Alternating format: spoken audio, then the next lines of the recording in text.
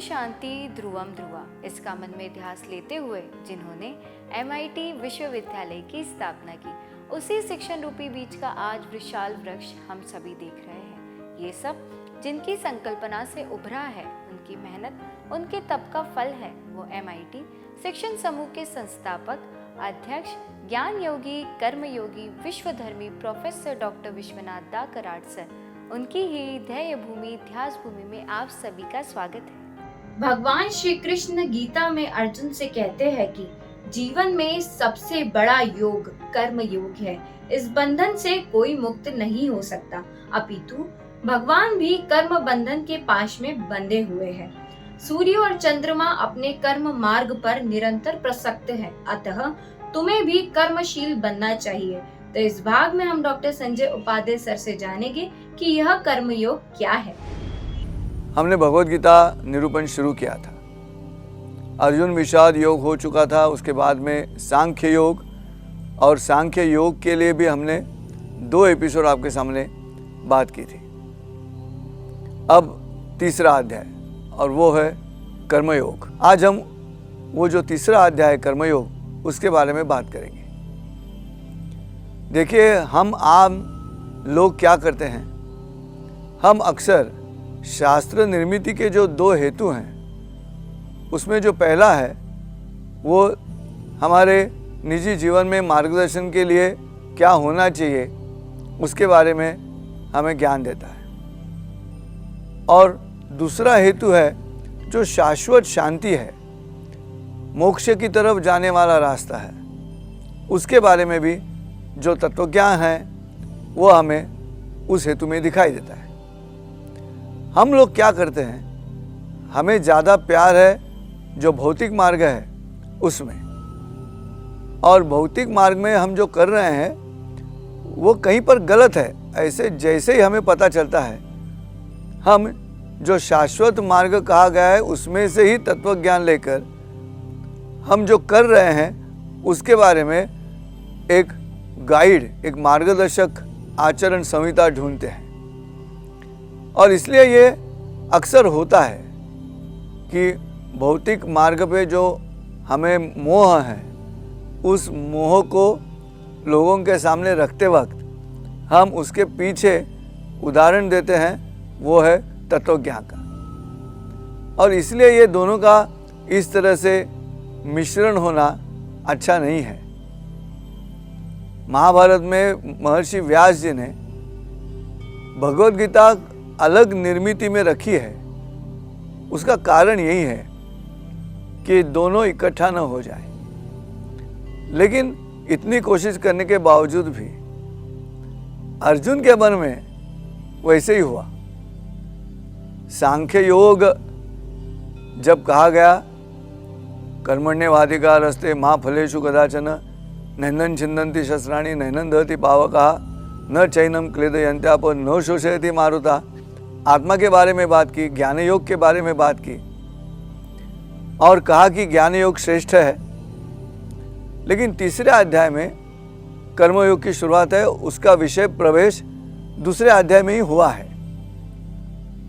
और इसलिए ये तीसरे अध्याय में अर्जुन के मन में सम्मूढ़ता है, डिसओरिएंटेड, दिग्मूढ़ है।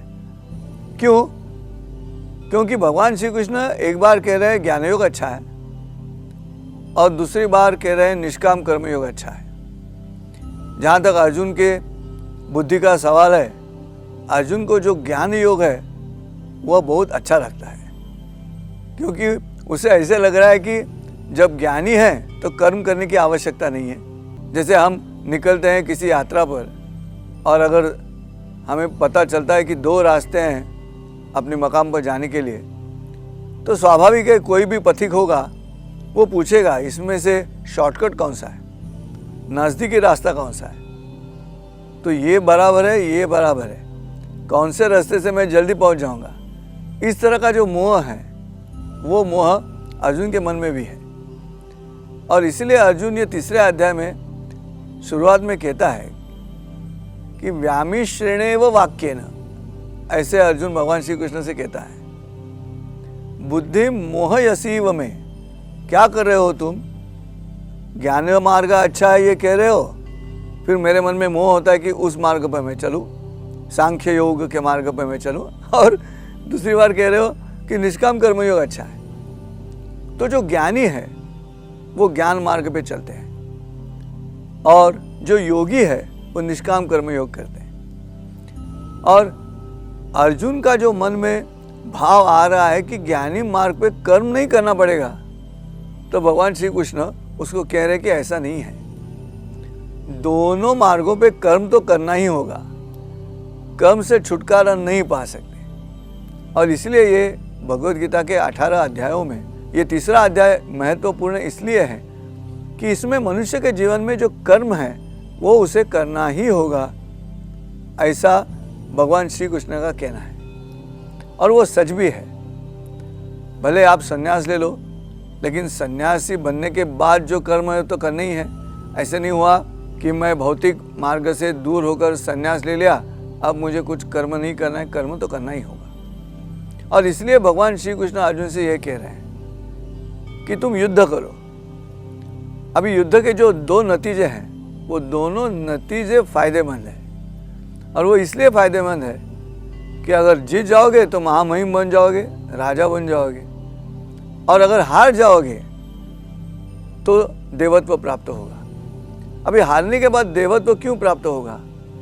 क्योंकि क्षत्रिय हो, और क्षत्रियत्व जो है वो तुम्हारा निर्धारित कर्म है, और ये निर्धारित कर्म करोगे तो भले हार जाओगे, लेकिन उस लड़ाई से आप भागे नहीं, वहीं पे डट के खड़े रहे और लड़ाई करते रहे, क्योंकि मैं क्षत्रिय हूँ, मर जाऊंगा तो भी चलेगा लेकिन मैं लड़ूंगा। ये जो विचार है, ये विचार हारने के पश्चात भी देवत्व की ओर ले जाता है। और ऐसे कहा जाता है अक्सर कि जो लड़ते रहता है उसे हारने का डर नहीं होता। समझ रहे हो? लड़ते लड़ते अगर मर गया तो हारने का डर नहीं है। अपयश तब आएगा जब आप भाग जाओगे, लेकिन अगर लड़ते लड़ते अगर मर भी गए तो भी वो देवत्व की ओर ले जाता है, क्योंकि आप हारे नहीं, आखिरी दम तक लड़ते रहे। और ये दो कर्म हैं। एक कर्म अर्जुन जो कह रहा है कि मुझे ज्ञानी बनना अच्छा पसंद है क्योंकि उसमें कर्म नहीं होगा, तो उसकी गलत फहमी है वो। और भगवान श्री कृष्ण इस अध्याय में उसे कहते हैं कि ये करना ही होगा, आप दूसरा पर्याय नहीं है तुम्हारे सामने, और इसीलिए इसे कर्मयोग कहा है। आप भी अगर ये अध्याय पढ़ोगे तो आपको पता चलेगा कि कर्म तो करना ही है, भले किसी भी रास्ते पे चले जाओ, आपको चलना तो है ही। और इसीलिए लोकमान्य बाल गंगाधर तिलक जी ने कारागृह में मंडालय में बैठे थे, कर्मयोग की पढ़ाई की और गीता रहस्य नाम का एक ग्रंथ लिखा है। भारतीय स्वतंत्रता के इतिहास में लोकमान्य तिलक जी का नाम अग्रसर है। और जब जेल में है, अंग्रेज़ों ने उन्हें जेल में डाला है, लेकिन वहाँ बैठकर गीता रहस्य ये नाम उन्होंने दिया है। और कौन से अध्याय के बारे में लिखा है? कर्मयोग के बारे में लिखा है। और ये रहस्य की बात है। 18वें अध्याय में भगवान श्री कृष्ण भी रहस्य की बात करते हैं। उन्होंने शब्द इस्तेमाल किया है वहाँ पे गुह्यतम, लेकिन गुह्यतम का मतलब क्या है? रहस्य तो है। और इसलिए ये अध्याय समझने के लिए हमें आपको कर्म करना पड़ेगा। ये अध्याय समझकर आप भाग नहीं जा सकते। अगर कोई कहे कि मैं कर्म शुरू करने के पहले ही कर्म नहीं करूँगा, ऐसा अगर मैं आवेश लेता हूँ, आविर्भाव लेता हूँ आचरण में, तो आप सिद्धि की तरफ नहीं यात्रा कर रहे हो। आपकी गलतफहमी है कि आप उस तरफ जा रहे हो, कर्म बिना करके हम ज्ञान योगी बनेंगे, ऐसा नहीं हो सकता। कोई कर्म शुरू करेंगे और बीच में छोड़ देंगे तो वो भी नहीं चलेगा। भगवान श्री कृष्ण जी जो कह रहे हैं कि कर्म करना ही होगा, और ये कर्म दोनों मार्गों पे करना है, ज्ञान मार्ग पे भी करना है और निष्काम कर्मयोग वहाँ भी करना है। और ये निष्काम कर्मयोग की शुरुआत दूसरे अध्याय के आखिर में उन्होंने की है, जब वो कहते हैं कि कर्म करना है लेकिन फल की आशा मत रखो।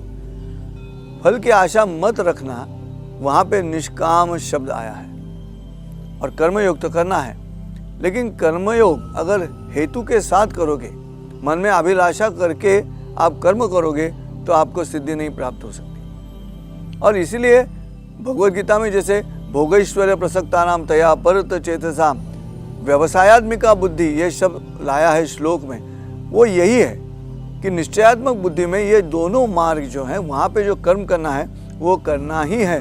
ये बात जिसके समझ में आ गई वो ज्ञानी भी है और निष्काम कर्मयोगी भी। इस भाग से हमने यह जाना कि भगवान श्री कृष्ण यह समझाते हैं कि सभी जीव अपनी स्वाभाविक प्रकृति के गुणों के कारण कार्य करने के लिए बांधे होते हैं और कोई भी प्राणी एक क्षण के लिए भी अकर्मा नहीं रह सकता।